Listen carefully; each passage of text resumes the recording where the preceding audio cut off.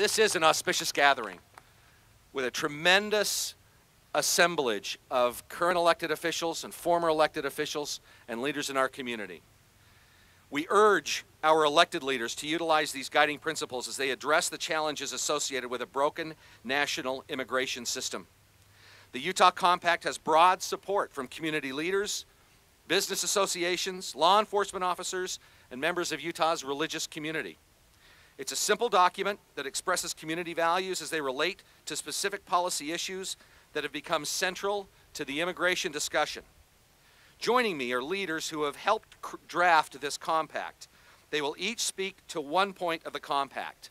And in order, our speakers are former Governor Olene Walker, Attorney General Mark Shurtleff, the Most Reverend John Wester, Bishop of the Salt Lake City Catholic Diocese, Lane Beattie, President of the Salt Lake Chamber, and Paul Mero, President of the Southerland Institute. Immigration is a federal policy issue between the U.S. government and countries, not between Utah and countries. We urge Utah's congressional delegation and others to lead efforts to strengthen federal laws and protect our international borders. We urge state leaders to adopt reasonable policies addressing immigration in Utah. 390 years ago today, the Pilgrims aboard the Mayflower, prior to landing and forming their community on this continent, decided on November 11th to get together and enter a compact with one another. A brief anecdote about that you need to know. The reason they did that was that there were religionists on the boat, obviously, coming to America for religious freedom, but there were secularists and there were those who weren't part of that community, and they knew that they would have different attitudes, different cultural backgrounds, and they knew that in order to make this first colony in the north successful, they had to come together, put aside their differences, and work together as a community. That's what the Mayflower Compact was all about. And it was based on the rule of law, and eventually was the basis of the U.S. Constitution. So in law enforcement, I want to state clearly, as part of this compact, that we respect the rule of law and support law enforcement's professional judgment and discretion. Local law enforcement resources should focus on criminal activities, not civil violations of federal code. We believe that strong families are the foundation of successful communities.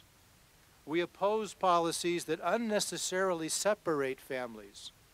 We champion policies that support families and improve the health, education, and well-being of all Utah children. Utah is best served by a free market philosophy that maximizes individual freedom and opportunity.